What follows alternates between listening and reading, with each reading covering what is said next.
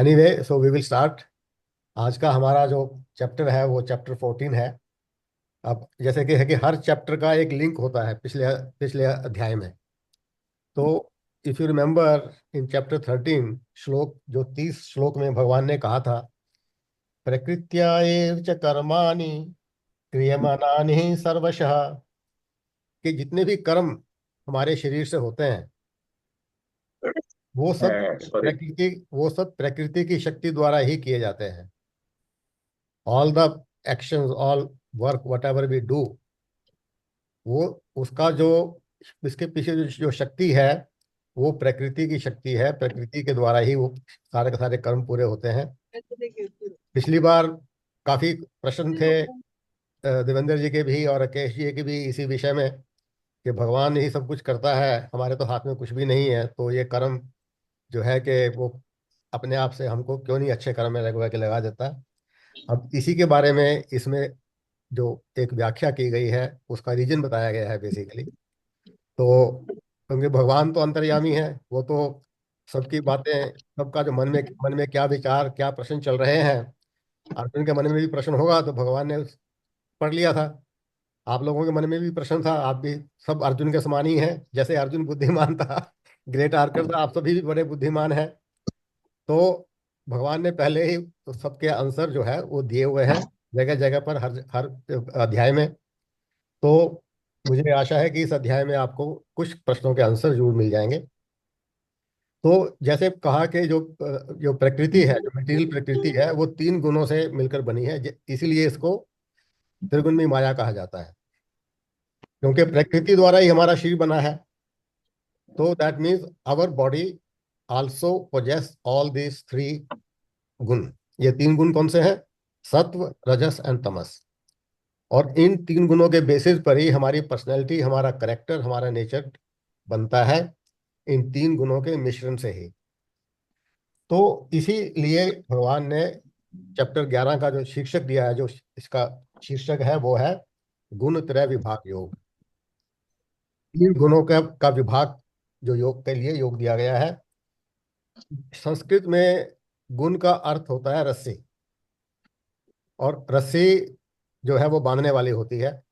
रस्सी से आप किसी को भी बांध सकते हैं। इसीलिए भगवान ने कहा है कि ये जो तीन गुण हैं ये मनुष्य को अपने शरीर से, इस संसार से बांध कर रखते हैं।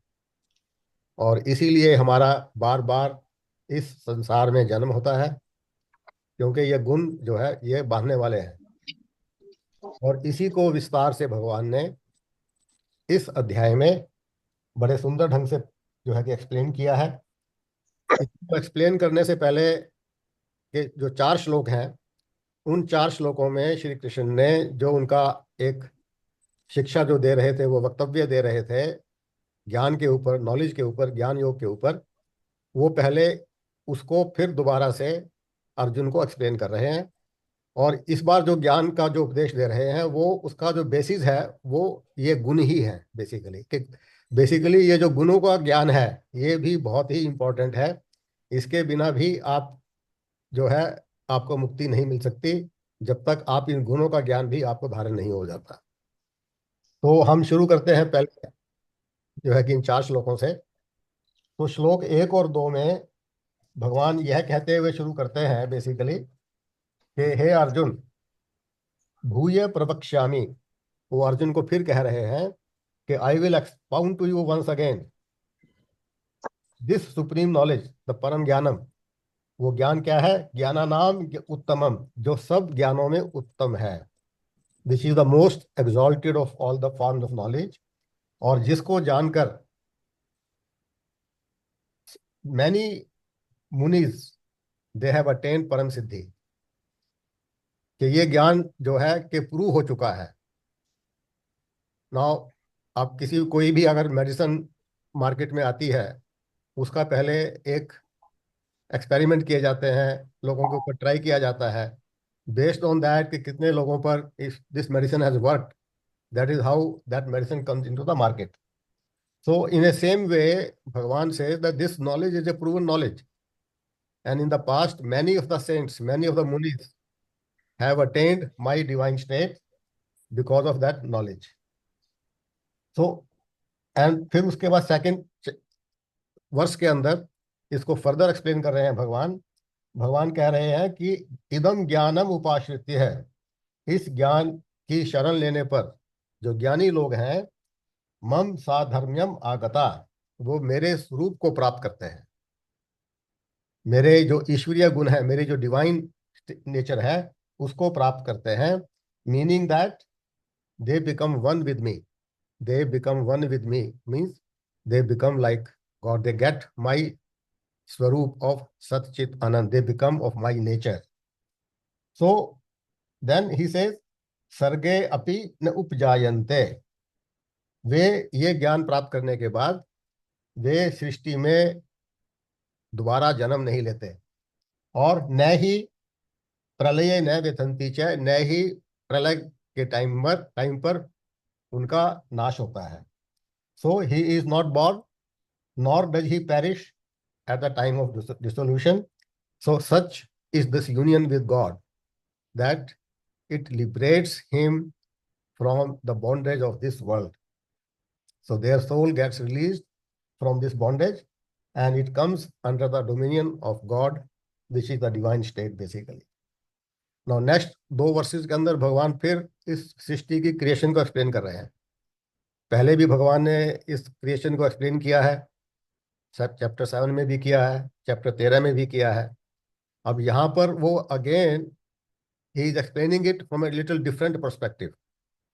बात तो वही है, पर उसको थोड़ा सा दूसरे ढंग से समझा रहे हैं कि जैसे कोई भी बच्चा अगर पैदा होता है तो उसमें दो कॉज होते हैं, mother and father. So because of the these two causes a child is born.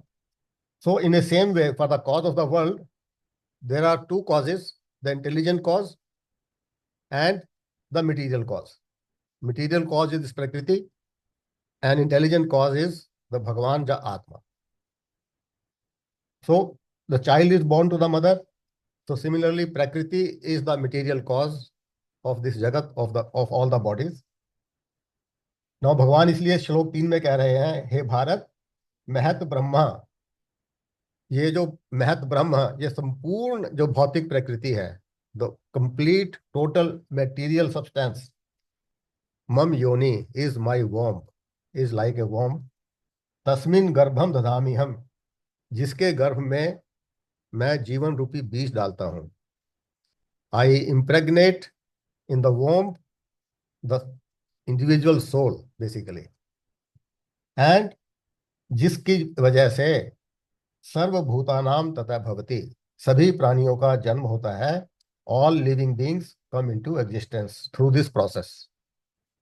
फिर आगे कह रहे हैं श्लोक 4 में, सर्व योनिषु, इन योनियों में, जितनी भी योनियां हैं इस जगत में, इस संसार में, जितने भी शरीर जन्म लेते हैं, in whatever life forms, whether it is human being, whether it is animal, plants, anybody, जितने भी लाइफ फॉर्म प्रोड्यूस हो रहे हैं इन these worms, उन सब का जो कॉज है is the great material nature, is the womb.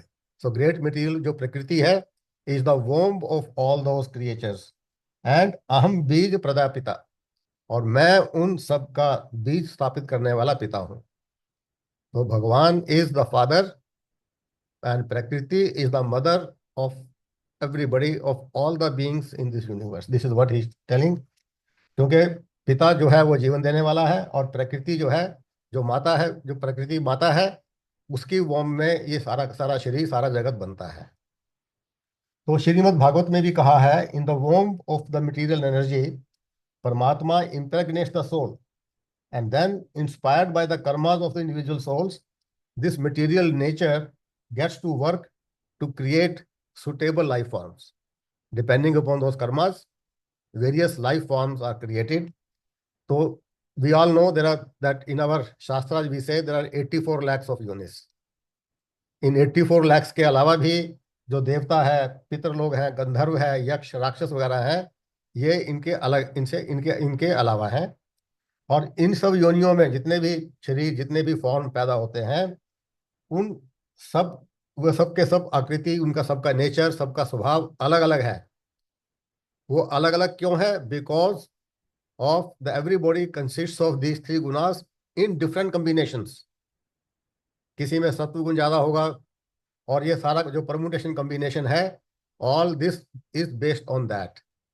और आज तक जितने भी अरबों खरबों शरीर पैदा हुए हैं, किसी का आकृति किसी का शरीर नहीं मिलता। और किसी कवि ने तो यहाँ तक लिखा है, पाग भाग वाणी प्रकृति आकृति वचन विवेक। तो जितने भी दो इस जगत में किन्हीं भी दो व्यक्तियों की ना पगड़ी ना भाग्य ना वाणी ना स्वभाव ना ही आकृति ना ही शब्द और ना ही विचार आपस में मिलते हैं। तो इस तरह की ये क्रिएशन है। और वो क्रिएशन ये क्यों नहीं मिलते हैं? Because everybody is a combination of these three gunas in different different proportions at different different times. तो फिर श्लोक 5 में अब ये सब क्रिएशन और ज्ञान के बारे में बताने के बाद now Bhagwan starts the chapter 14 about these three gunas. और सबसे पहले वो श्लोक 5 में कह रहे हैं कि ये जो गुण है ये शरीर को, आपकी आत्मा को शरीर से बांधते हैं। वो कहते हैं, हे माँ बाहो, सत्वम रजः तमः इति गुना। जो सत्व रजस और तमस, ये जो तीन गुण हैं, ये प्रकृति संभवा, जो प्रकृति से ही उत्पन्न होते हैं, प्रकृति में ही निहित हैं। तो प्रकृति बेसिकली, प्रकृति consist of these three gunas. तो उससे ही संभव है। और वही, इसी से जो है कि बेसिकली हर शरीर के अंदर ये तीनों गुणों का मिश्रण है। और जो ये जो गुण है, जो शरीर में आपकी आत्मा निवास करती है, यही गुणों की वजह से आपको इस नश्वर शरीर से बांध देते हैं। तो ये गुणों के कारण ही हमारा जो शरीर है वो हमको इस शरीर से और जगत से, हमारी जो आत्मा है वो बंध जाती है। अब आत्मा तो निर्गुण है, आत्मा में तो कोई गुण नहीं है, पर वो इस शरीर से कैसे बन जाती है, ये एक बहुत बड़ा क्वेश्चन है।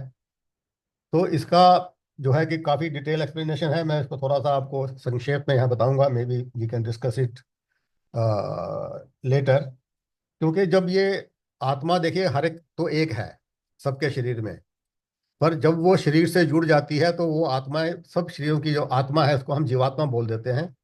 तो वो एक अलग अलग आत्माएं हैं, पता नहीं कितनी लाखों करोड़ों अरबों आत्माएं इस संसार में, इस जगत के अंदर हैं, क्योंकि वो उस शरीर से जुड़ गई है। अब जैसे हमारे सनातन धर्म में बोलते हैं कि जब एक लड़की की शादी हो जाती है तो वो पति के घर से जुड़ जाती है, तो उस घर में जो भी सुख दुख आता है उसका प्रभाव उस लड़की पर भी पड़ता है शादी के बाद। तो जैसे ही अगर हमारी जो आत्मा है जिस शरीर से जुड़ गई है, उसका इफेक्ट जो है आत्मा पर पड़ता है। मैं आपको आज कल का उदाहरण देता हूँ कि जैसे किसी पार्टी के सांसद ने कोई स्टेटमेंट दे दी रिसेंट, आप, मैं नाम नहीं लूंगा, आपको पता ही है। तो उससे क्या होता है कि वो पार्टी से भी क्योंकि जुड़ा हुआ है, तो पार्टी पर भी उसका इफेक्ट पड़ता है। पर जब पार्टी उससे अपना संबंध विच्छेद कर देती है, तो पार्टी उससे अलग हो जाती है, तो उसका फिर वो अपने आप को वहां से, उसका इफेक्ट नहीं पड़ता। पर जब तक उसका संबंध जुड़ा हुआ है, तो उसके ऊपर उसका इफेक्ट पड़ता है। इसी तरह से जो आत्मा है, जिस भी शरीर से वो जुड़ गई है, जो कुछ भी उस शरीर से हो रहा है उसका इफेक्ट उस आत्मा पर पड़ता है।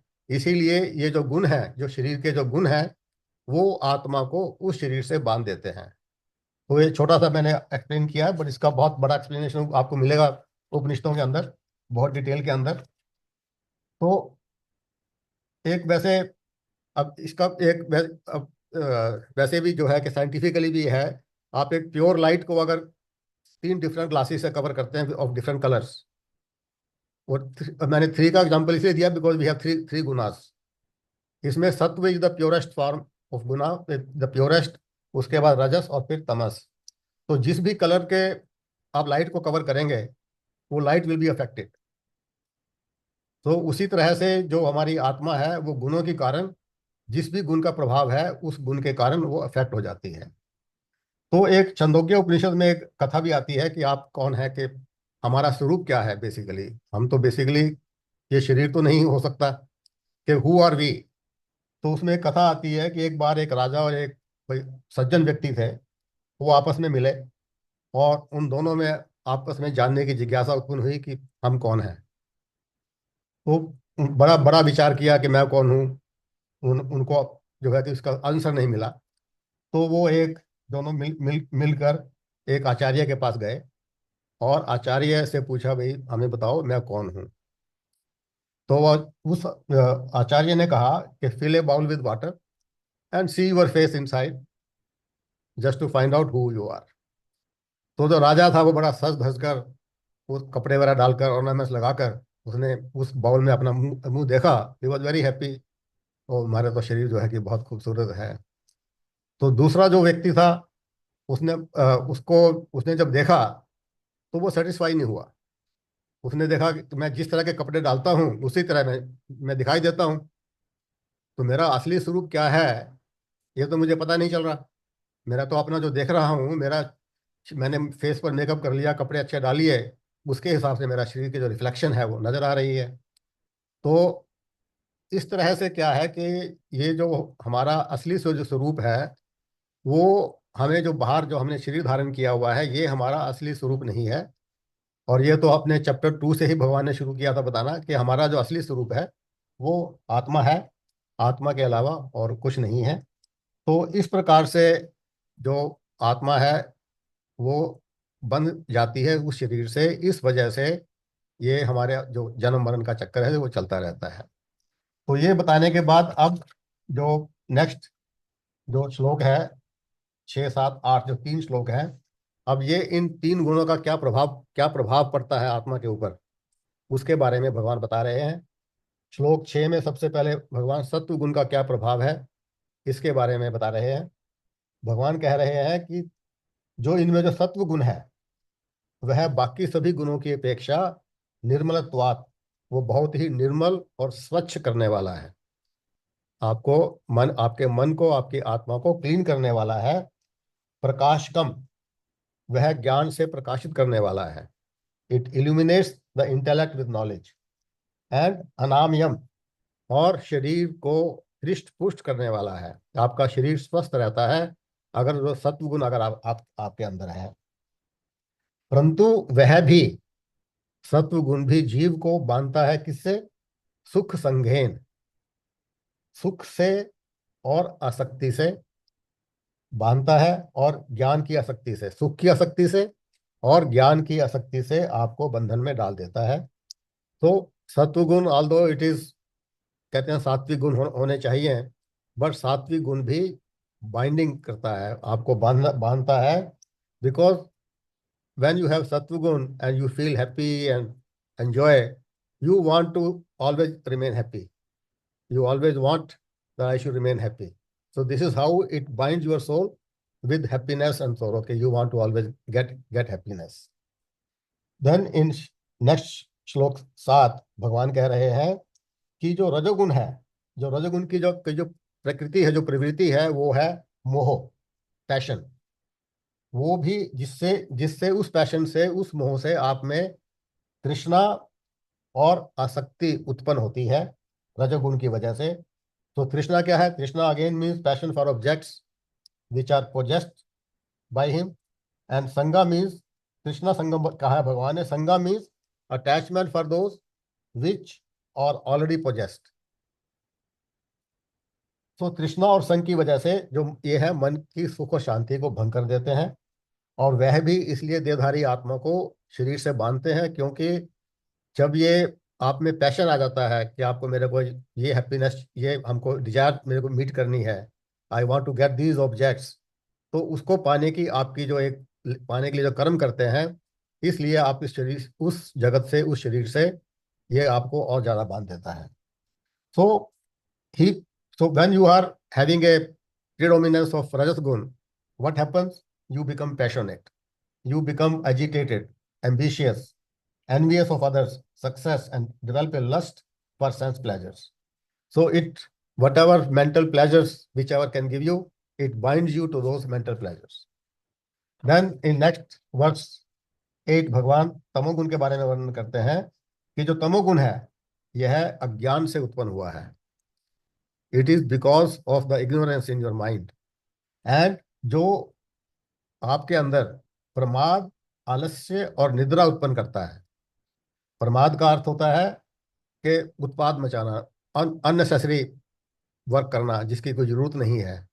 और आलस्य कुछ भी काम करने को मन नहीं करना, खाली बैठने का मन करना, और निद्रा निद्रा में पड़े रहना, कोई शरीर से जो है कि काम नहीं करना, तो ये उसके लक्षण है तमोगुण के। तो इन ये जो तीन गुण है, ये जब आदमी निद्रा में होता है वो सोचता है मैं हमेशा सोता ही रहूं, आलस्य में बैठा है, तो इस तरह से ये भी अपने शरीर को, आपके आत्मा को शरीर से बांध देते हैं।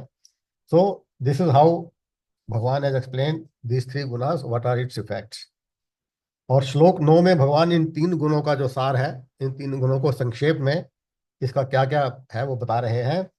कि कहते हैं, हे भारत, सत्वम सुखे संजयति, सत्वगुण bind the person to pleasure and happiness of the world. It's like a covering of the light by a transparent glass. Then रजय कर्माणि, जो रजस गुण है वो मोटिवेट करता है व्यक्ति को कर्म करने के लिए, karma to get his desires fulfilled for the sense, for the worldly objects. तो rajas guna is like a covering by a cane basket, covering of light by a cane basket, ताकि वो उसको थोड़ा सा कवर कवर कर लेता है। और जो तमोगुण है, it is now cloud the intellect of man and binds one to delusion due to ignorance and pramadhe sanjayati ut, और उसी डार्कनेस की वजह से उसका जो माइंड है, he stumbles and indulges in useless activities, so जिससे वो और एक के बाद एक मिस्टेक्स करता करता जाता है। सो this is in sankshep, in summary he has told about this three gunas in verse 9। And then now from verse 10 onwards, 10 से 13 में इन तीन गुणों के जो मनुष्य का जो स्वभाव है, हमारा जो नेचर है, हमारा जो है, इन तीनों गुणों के बीच में डोलता रहता है। कभी सत्व गुण में होगा, कभी रजोगुण में होगा, कभी तमोगुण में होगा, और वो कब होगा, कैसे होगा, कितने समय के लिए होगा, nobody can say, but everybody keeps oscillating between these three gunas. तो इसका जो है बेसिकली, इसको अब जैसे आप कई बार रेसलिंग देखते होंगे, तीन रेसलर के बीच में रेसलिंग हो रही है, you will see sometime one wrestler is on the top of the other two, sometime the second one, sometime the third one. इसी तरह से ये जो तीन गुण है हमारे शरीर के भीतर रेसलिंग करते रहते हैं, कभी वो हावी है, कभी वो हावी है, कभी वो हावी है, और हम सब उसके कंट्रोल के अंदर हैं। कई बार पता नहीं चलता हमसे ये काम कैसे हो गया, ये हमसे एक्शन कैसे हो गया। तो ये सब गुणों की वजह से है। और जो ये हमारा जो है, ये कैसे जो है कि बेसिकली हमारे मन के अंदर ये सब का सब चलता रहता है। इसका एक सुंदर एग्जाम्पल, मान लो आप लाइब्रेरी में बैठे हैं, वहाँ पर आप अपना स्टडी कर रहे हैं, आपका मन बड़ा शांत है, आप में सात्विक गुण प्रिवेल कर रहा है, आपको कोई किसी प्रकार का बाहर का ख्याल नहीं आता है। पर वहाँ से जब आप उठकर घर चले जाते हैं, तो घर में जैसे ही आप अपने बीवी बच्चों से मिलते हैं, उनकी डिमांड्स आनी शुरू हो जाती हैं। You starts again into indulging into all sorts of activities to meet their demands. So this is how, I mean, it changes from time to time, from situation to situation. तो भगवान अभी जो है कि इसको बता रहे हैं पहले इन इन वर्स 10 के, हे भारत, एक समय में एक व्यक्ति में एक गुण का जो प्रभाव है वो अधिक होता है। उसमें कैसे कैसे होता है अधिक? जो सत्व, रजो रजो और तमोगुण को जो दबाकर सत्वगुण बढ़ता है। सत्वगुण, जब रजोगुण और तमोगुण दब जाते हैं तो सत्वगुण उसके ऊपर हावी प्रभावी हो जाता है। फिर कहते हैं कि रजोगुण और सत्वगुण को दबाकर तमोगुण बढ़ता है, और सत्वगुण और तमोगुण को दबाकर रजस गुण बढ़ जाता है। This is how they keep, I mean, affecting the human mind because of this. तो अभी फिर उसके बाद श्लोक 11 में कहते हैं कि सर्व द्वारेषु देहे अस्मिन, जिस समय शरीर के सभी द्वारों में, in all the gateways of the body, which are the gateways, all our sense objects, our mind, with whom, with what we interact with the world, they are called our gateways basically, because we interact with the world with all our sense objects, with our mind and intellect. जब हमारे मन में प्रकाश उपजायते ज्ञानम, जब ज्ञान का प्रकाश प्रकट हो जाता है, in that case, at that time you should know that विवृद्धम सत्वम इति युक्त, के आपके अंदर इफेक्ट ऑफ सत्व गुना इज स्ट्रॉन्ग। फिर अगले श्लोक 12 में कह रहे हैं कि जब आप में ग्रीड उत्पन्न होता है, लोभ लोभ उत्पन्न हो जाता है, और आपको भौतिक वस्तुओं को प्राप्त करने के लिए आपको उकसाता है कर्म करने के लिए, आपका मन बेचैन होने लगता है, and that time you should understand that rajas guna is prevailing upon you. And then in verse 13 he says कि what happen when tamoguna is predominant. He says जब आपके अंतःकरण में अंधकार का प्रकाश है, आपको कुछ सूझता नहीं है कि मैं क्या करूं, आप बिल्कुल, आपको जैसे आता है कई बार आंखों के आगे अंधेरा छा गया, मैं क्या करूं, मुझे समझ नहीं आ रहा है, तो और आपके मन में इनटॉलरेंस आ जाता है, इस तरह की जो चीजें आ जाती हैं, तो आपके पास अपना कर्तव्य करने के लिए आप उसको नेग्लेक्ट करते हैं, कुछ करने को मन नहीं करता है. And that time you should understand that तमोगुण हैज बिकम प्रिवेलेंट इन मी. तो this is how Bhagwan has explain in this 3 versus, कि आप जान सकते हैं कि मेरे ऊपर अब कौन सा गुण प्रभावी है. मैं जो भी आपके शरीर से कर्म हो रहा है, वो भगवान कुछ नहीं कर सकता उसके अंदर. वो कर्म जो आप कर रहे हैं, जो भी आप कार्य कर रहे हैं, किस भी ढंग से कर रहे हैं, वो आपसे, जो आपके अंदर कौन सा गुण प्रभावी है, वो आपसे वो कर्म करवा रहा है. और भगवान का इसमें कोई रोल नहीं है. वो आपके ऊपर जो आपने जो भी अपने कर्म संचित किए हैं, उसके अनुसार जो भी आपको, आपके आपको जो एक बॉडी दी गई है, आपको जो योनि दी गई है, उन गुणों के आधार पर जो आपने संचित किए हैं, उसी के अनुसार आप कर्म करते हैं. आपके हाथ में कुछ नहीं है. भगवान कहते हैं कि ये जो गुण है, जैसे एक मदारी एक बंदर को नचाता है बांधकर, ये गुण भी आपको उसी तरह से नचाते हैं, मदारी की तरह. So this is how this thing has been explained by Bhagwan. And then in verse 13 Bhagwan says कि जब मनुष्य में सत्वगुण प्रबल होता है, और यदि उस समय उसकी मृत्यु हो जाती है, जब मृत्यु से पहले अगर उसमें सत्वगुण प्रबल है, तभी कहते हैं ना कि भगवान, कि आप हमेशा भगवान को याद रखिए, ताकि अंत समय में भी आपके मन में भगवान का ध्यान हो. तो जब सत्वगुण प्रबल हो और उस समय मनुष्य मृत्यु को प्राप्त हो, then the person after death goes to the family of noble learned person. फिर श्लोक 15 में कहते हैं कि अगर मृत्यु के समय रजोगुण प्रभावी है आपके ऊपर, then you take birth in the families of the people driven by intense material activity like business family people. और जब तमोगुण प्रभावी हो मृत्यु के समय, तो they descend down the evolutionary ladder, and so they are born in the animal species or other species, the lower animals basically. So this is what has been explained in verse 14 and 15, कि आपका जो फल है उसी के अनुसार मिलता है, आपके गुणों के अनुसार. और गुणों गुणों के अनुसार मतलब आपके कर्मों के अनुसार, क्योंकि आपके जो कर्म है वो गुणों के अनुसार हो रहे हैं. तो आपका जो फल है, उसी के अनुसार आपको कौन सी योनि मिलेगी, आपके ऊपर कौन सा गुण प्रभावी रहा है, किस प्रकार के आप कर्म कर रहे हैं, उसी के बेसिस पर आपको अगली योनि मिलेगी. अब श्लोक 16-17 में फिर भगवान इसको एक्सप्लेन कर रहे हैं कि इन गुणों का क्या प्रभाव है, क्या परिणाम है. भगवान कहते हैं कि जो वर्चुअस डीड्स हैं, जो पुण्य कर्म है, जिनका फल निर्मल है, सुख देने वाला है, दे आर कॉल्ड सात्विक कर्म. कि सात्विक कर्म कौन से हैं, जिनका फल आपको सुख देता है, जो निर्मल है, जो आपके मन को सेटिस्फेक्शन देते हैं, दे आर कॉल्ड सात्विक कर्म.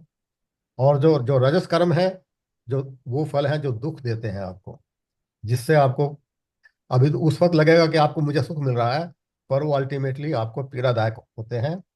क्योंकि जब भी आप कोई कर्म करते हैं किसी मटेरियल गेन के लिए, तो उसमें क्या होता है कि उसमें lot of hard work is required, और कई बार आप उसमें गलत कार्य कर जाते हैं, जिसकी वजह से आपको बाद में उसका दुख जो है कि भोगना पड़ता है. और जो तमस कर्म है, उससे उसकी वजह से आपसे जो पाप कर्म है, सिंफुल डीड्स हैं, वो आपसे होते होते हैं. So which result in further delusion and basically further ignorance.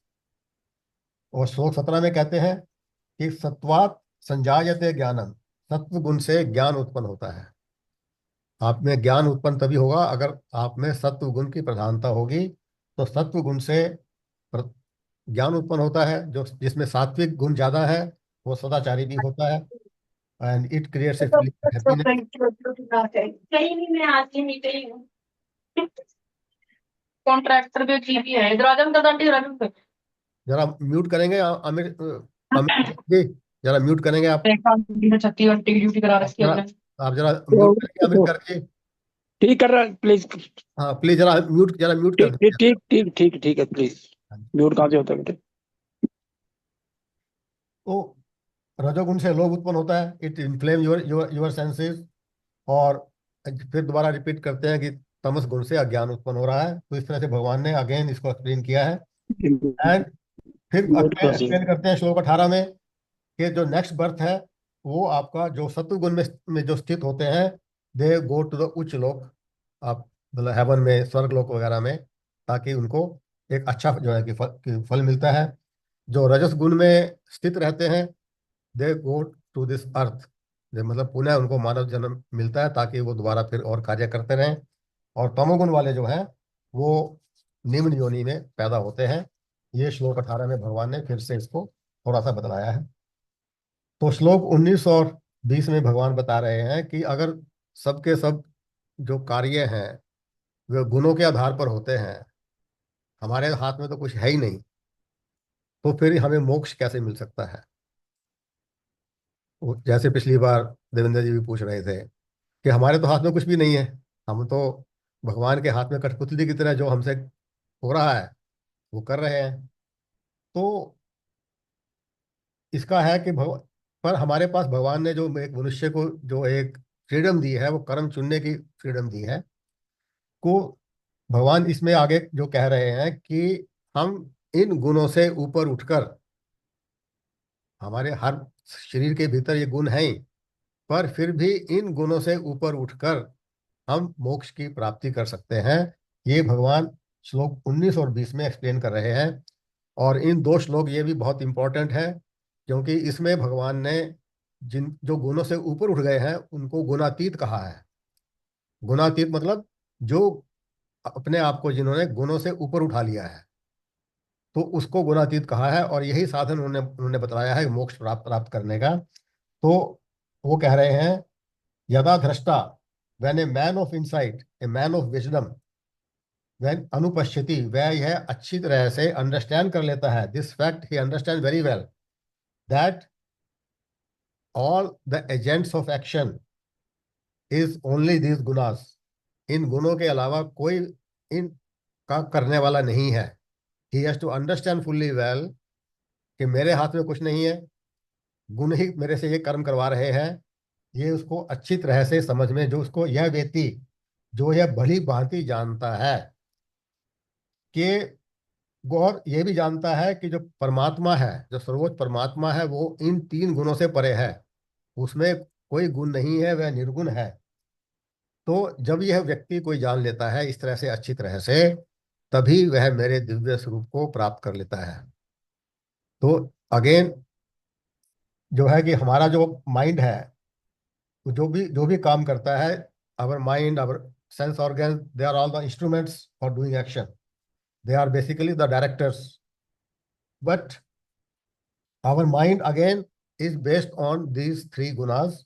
One who knows this very well, कि मेरे मन में जो भी कार्य हो रहा है, मेरी इंद्रियों से जो भी कार्य हो रहा है, उसके पीछे प्रकृति का हाथ है, उसके पीछे गुणों का हाथ है।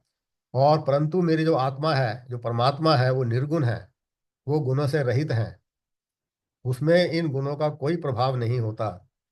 अब इसको हम आगे एक्सप्लेन करेंगे कैसे इसका अर्थ होता है। और this is what he has said कि आप देखिए, जैसे कोई भी है, आप पिक्चर देखने के लिए जाते हैं, when you see a movie on the screen, the picture goes on changing continuously, displaying various scenes, various colors, various characters, but that screen on which that projection is done, the screen remains unaffected. उसके ऊपर उसका कोई प्रभाव नहीं पड़ता है। इसी तरह से जो हमारी जो आत्मा है, उसके ऊपर ये उसका कोई प्रभाव नहीं पड़ता, वो सिर्फ उसके ऊपर ये जो सीन्स हैं, जो कर्म आप कर रहे हैं, वो हो रहे हैं। आत्मा आपकी वैसे की वैसे ही रहती है। तो ये इसको अंडरस्टैंड एक बार आपने किसी ने कर लिया कि मैं, क्योंकि सबसे पहले तो आपने देखा कि मेरा जो वास्तविक स्वरूप है वो आत्मा है, ये शरीर नहीं है। जब ये आपको समझ में आ गया, और फिर जो कर्म हो रहे हैं वो गुणों के द्वारा हो रहे हैं, मेरी आत्मा तो गुणों से रहित है। मेरी आत्मा तो एक स्क्रीन की तरह है, उसके ऊपर पिक्चर चल रही है हमारी, उसके ऊपर पर आत्मा मेरी वैसे के वैसे रहती है। इसको जो समझना है, ये सबसे बड़ा एक जो साधन है। जब ये समझ में आ गया तो आप गुणों से ऊपर उठ जाते हैं। तो उसको भगवान ने नाम दिया है गुणातीत का। वो श्लोक 20 में जो है भगवान बता रहे हैं, गुणानेतान तीत्य त्रीन, कि जो इन तीन गुणों से, त्रीन गुणान एतान, इन तीन गुणों से, देह समुद्भवान, जिनसे यह शरीर उत्पन्न हुआ है, अतीत्य, गुण अतीत्य, ऊपर उठ जाता है। अर्थात जब वह गुणातीत हो जाता है, तब वह जन्म मृत्यु के बंधन से मुक्त हो जाता है और अमरता को, इमोर्टैलिटी को प्राप्त करता है। वो एक इस संसार के बंधन से बाहर आ जाता है। तो अब ये गुणातीत का वर्ड भगवान ने इस श्लोक 20 में इस्तेमाल किया है। अब गुणातीत क्या है बेसिकली? तो उसका शाब्दिक अर्थ है इन तीन गुणों से को पार कर जाना, इन तीन गुणों से ऊपर उठ जाना। अब इन तीन गुणों से कैसे ऊपर उठना है? जैसे मैंने कहा कि ये ब्यूटी इसकी यही है कि जब आपको ये अच्छी तरह से समझ में आ गया कि मेरी जो आत्मा है वो तो पहले से ही निर्गुण है, उसके ऊपर कोई गुणों का असर नहीं होता है, तो इसलिए जब तक वो समझ में नहीं आएगा आप गुणातीत नहीं हो सकते। इसका एक छोटा सा एग्जांपल मैं देता हूँ आपको। जैसे आप अपने मल्टी स्टोरी बिल्डिंग में आप रहते हैं और वहाँ आप ऊपर अपनी बालकनी में बैठे हैं और नीचे कोई ट्रक गार्बेज से भरा हुआ जा रहा है, कोई ट्रक फ्लावर से भरा हुआ जा रहा है। आप ऊपर बालकनी में बैठे हैं पर आपका उस पर, उसका आप पर कोई प्रभाव नहीं पड़ता। वहाँ की जो दुर्गंध है या सुगंध है, आप उससे ऊपर उठे हुए हैं, आपको कोई फर्क नहीं पड़ता। नीचे आप ऐसे लेवल पर बैठे हैं कि उसके उसकी जो फ्राग्रेंस है या उसकी जो बदबू है वो आपको अफेक्ट नहीं कर रही। So that if you also remain in such a situation, in such a condition, your mind remain in such a condition, कि जो कुछ भी आपकी बॉडी से हो रहा है, आपसे जो भी कुछ कर्म हो रहे हैं, अच्छे या बुरे, आपकी आपको ये जानना कि मेरी आत्मा पर उसका कोई असर नहीं पड़ता। So I am detached from all these action whatever is done by your body. तो इसको जो है कि इस तरह से आप जो है कि समझ सकते हैं। जब आप इसको समझ जाएंगे ठीक तरह से, तो उसको आप गुणातीत, उसको व्यक्ति को गुणातीत कहा जाता है। और इस स्टेज पर जो पहुंचना है सिंपल नहीं है। कि अगर कि आप समझें कि ये तो बड़ा सिंपल साधन है, और वो सिंपल नहीं है, इसके लिए बहुत प्रैक्टिस की जरूरत है। क्योंकि अब now I just give an example. Our earth has a gravitational force. If you go above the gravitational force of earth, but you come into the gravitational force of some other planet, maybe moon or whatever it is. The gravitational force will always remain. Whether you go above the Earth's atmosphere, there are other planets, the force may be different. So in the same way, these gunas, they have attraction power. To come out of their attraction power is very, very difficult. They will always keep attracting you, and that's why गुणातीत बनने के लिए बहुत ही साधना की जरूरत है। भगवान आगे बतलाएंगे कि कैसे गुणातीत हुआ जा सकता है। तो ये एक बहुत ही कॉम्प्लेक्स सिचुएशन है कि you are under the attraction of all these three गुनास।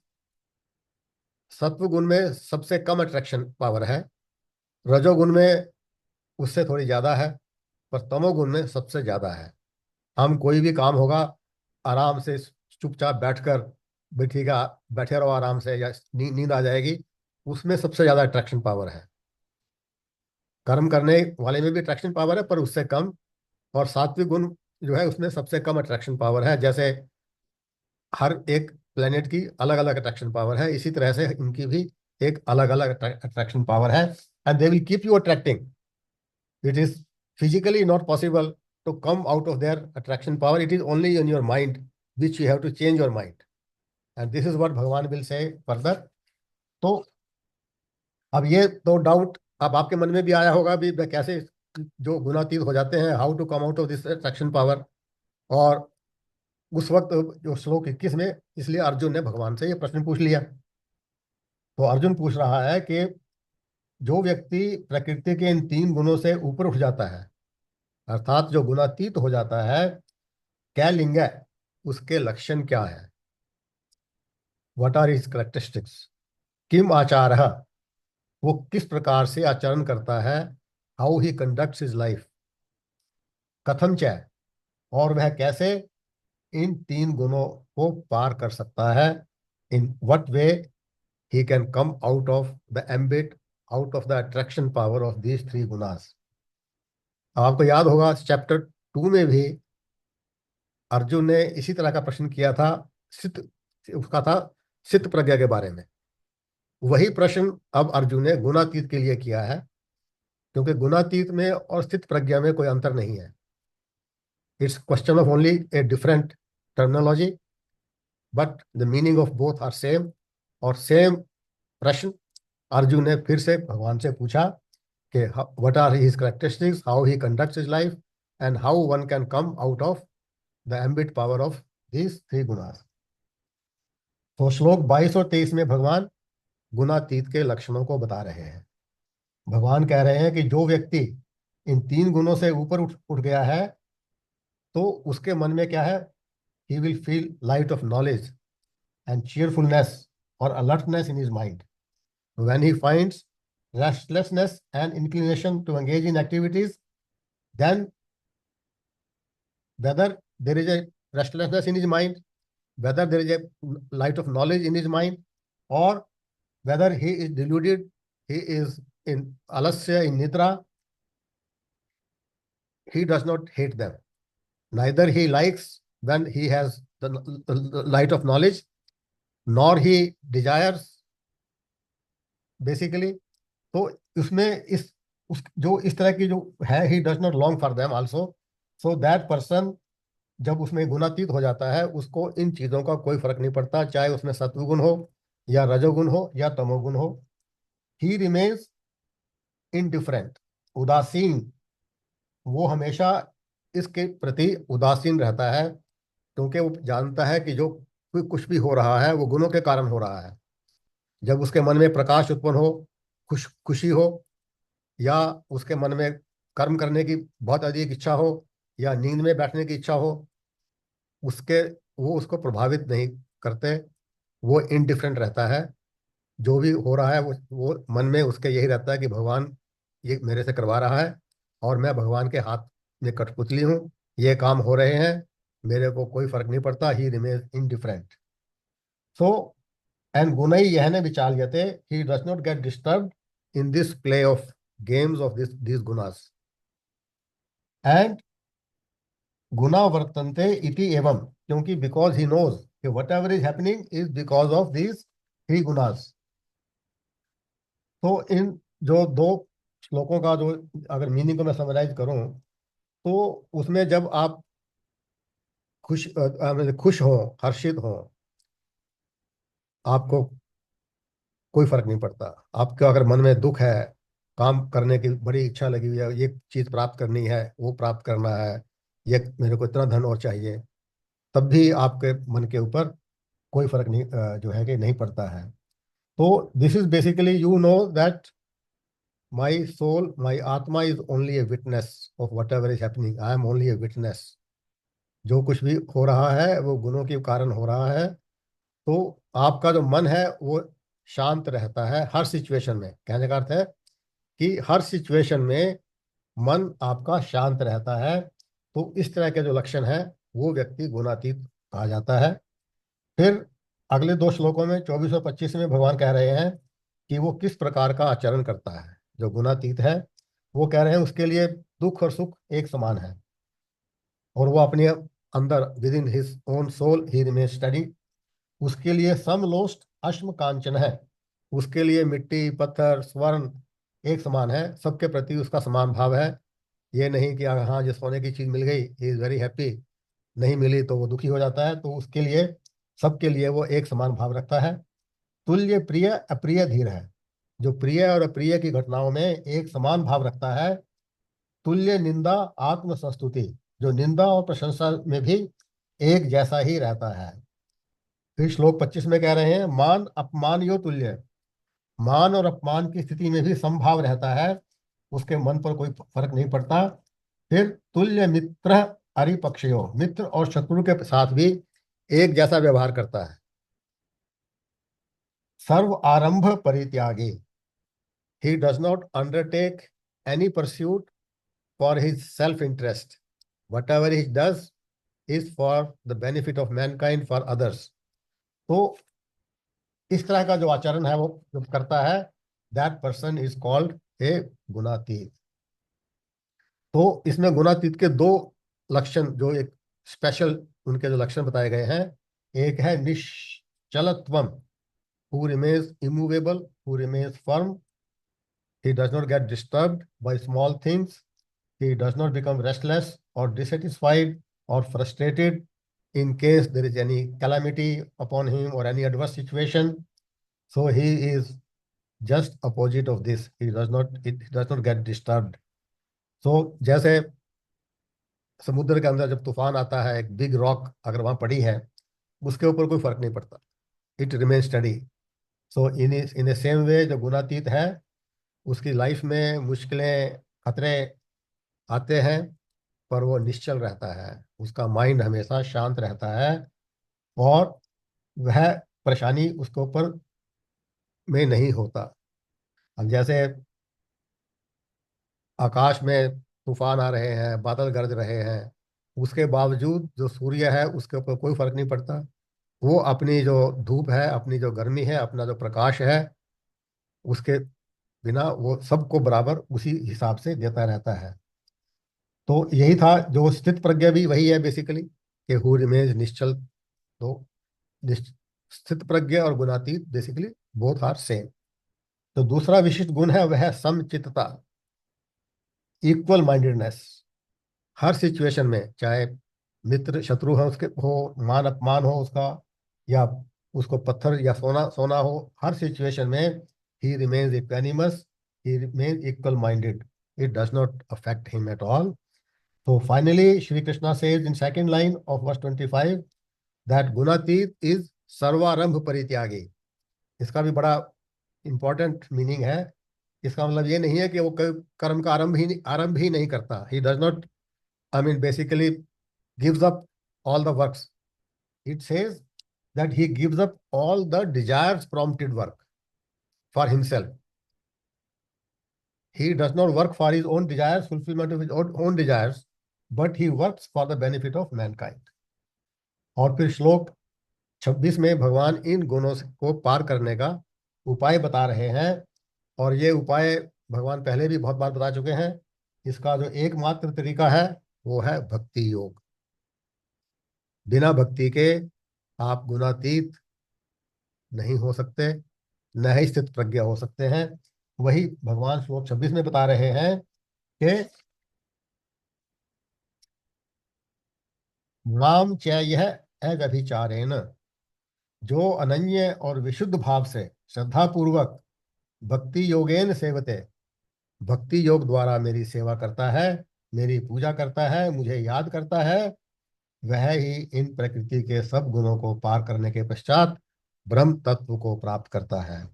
So unwavering devotion, exclusive devotion of Bhagwan is the again emphasising कि भक्ति योग के द्वारा ही आप इन गुणों से ऊपर उठ सकते हैं। कि आपके मन में हमेशा भगवान का ध्यान होना चाहिए, भगवान के प्रति अटूट विश्वास, अटूट श्रद्धा होगी, तभी आपके शरीर से जो काम हो रहा है, नहीं भी हो रहा है, आप उसमें चिंता नहीं करते। आपको मन में ये नहीं होता यार ये कैसे हो गया, वो सब एक अपने आप से हो रहा है, भगवान करवा रहा है आपसे, करिए बस। ये मन में भाव अगर होगा, भगवान के में पूर्ण श्रद्धा होगी, तो तभी उस प्रैक्टिस से आप गुणातीत बन जाएंगे। फिजिकली आप जो है कि गुणों के बंधन से बाहर नहीं आएंगे, पर मेंटली गुणों के बंधन से बाहर आना होता है। अब अंतिम जो श्लोक है, तो भगवान अभी अंतिम श्लोक के अंदर आप जो है कि ये बताने के बाद कि ये जो है कि एक भक्ति योग ही एकमात्र साधन है, तो अब भगवान अपने आप के बारे में इंट्रोडक्शन दे रहे हैं। वो कहते हैं ब्रह्मणे ही प्रतिष्ठा अहम, मैं ही उस निराकार ब्रह्म का आधार हूं। तो भगवान यहाँ पर निराकार और साकार श्री कृष्ण कह रहे हैं कि मैं ही उस निराकार ब्रह्म, निराकार जो तत्व है, आत्म तत्व है, मैं ही उसका आधार हूं। अमृतस्य अव्यस्य च, जो तत्व है, जो निराकार तत्व है, वह अमर है और अविनाशी है, शाश्वत है और सनातन धर्म है। सुखस्य एकांतिकस्य च, तथा जो अनएंडिंग है, असीम है और दिव्य आनंद स्वरूप है। तो उन सब का Bhagwan says, I am the very basis of all that.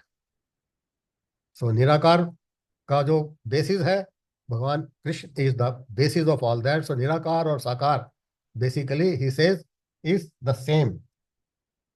और इसमें जो एक बहुत ही अगेन ये गुड़ गुड़ ज्ञान भगवान ने फिर से इसमें इसमें दिया है, जिसको भी समझना बहुत ही जरूरी है कि भगवान कह रहे हैं अगेन ये, और यही जो श्लोक है अगले अध्याय 15 का बेसिस बनेगा, कि निराकार और साकार जो है, निराकार ब्रह्म और साकार भगवान, चाहे वो भगवान कृष्ण हो, भगवान राम हो, भगवान वामन अवतार लिया हो, नृसिंह रूप अवतार लिया हो, वे सब एक हैं।